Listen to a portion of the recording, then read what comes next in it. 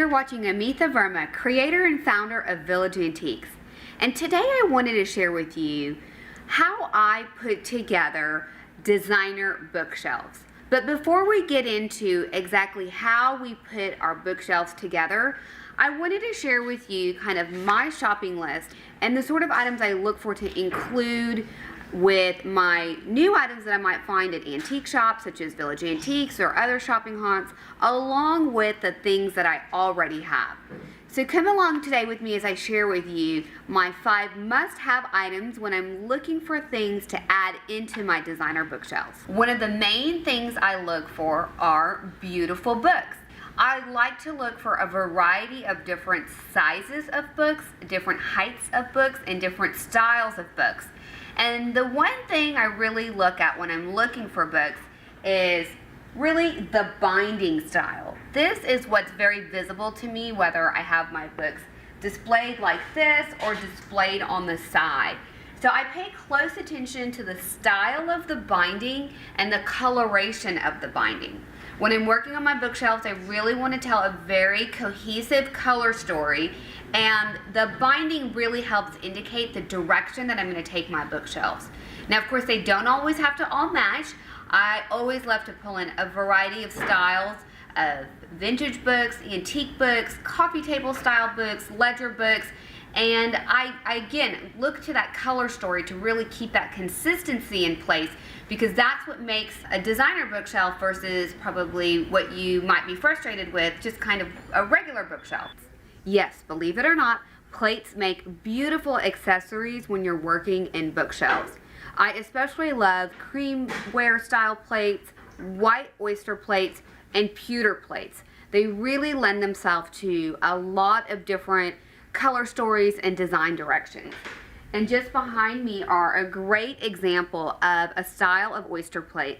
And this would be very beautiful tucked behind books and layered within all the different objects that you will eventually incorporate into your bookshelf designs.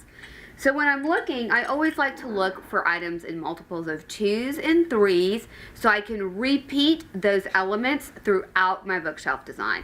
So if you see just one, skip it. Definitely look for something that you can buy in at least a pair, and if not 3 or more. Boxes are fabulous when you're working on creating designer bookshelves. They're very voluminous and they take up a larger amount of space, which is a trick that we have to overcome when we're working in bookshelves, because there's so much footage that we've got to cover up with objects and books and accessories and items. So different styles of boxes are a must-have on my list. I definitely like looking for larger size boxes all the way down to petite, smaller size boxes that I can layer in and on top of different assortments of books. I especially love looking for really beautiful antique boxes. Antique boxes are so rich with character and history, and they're usually kept in very pristine condition, and they have just the perfect amount of age and character in them to really make them a very beautiful focal point in a bookshelf design. So boxes, and especially antique boxes, are a definite must on my shopping list. I absolutely must have these sorts of products on any bookshelf project I'm working on.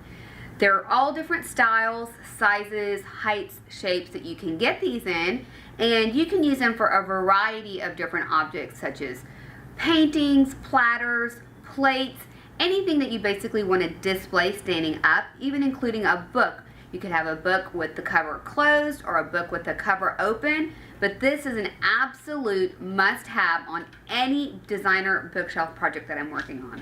I know it's not as glamorous as you might think, but definitely put this on your shopping list if you're working on a bookshelf project. I'm going to reveal to you my #1 designer trick to having a beautiful end result when you're working on your bookshelves, and that is a little collection of paintings. That is one of my #1 secrets, my #1 tools for success when I'm working on a designer bookcase. The paintings really tie in that color story and give your bookshelf some dimension and visual interest, and break up all the different objects, such as the boxes, the books, and the smaller assortment of accessories that you arrange around your books. So when you're on the hunt and you happen to find any small to medium sized paintings and you just fall in love with it and you're not quite sure where to use it, think about those bookshelves.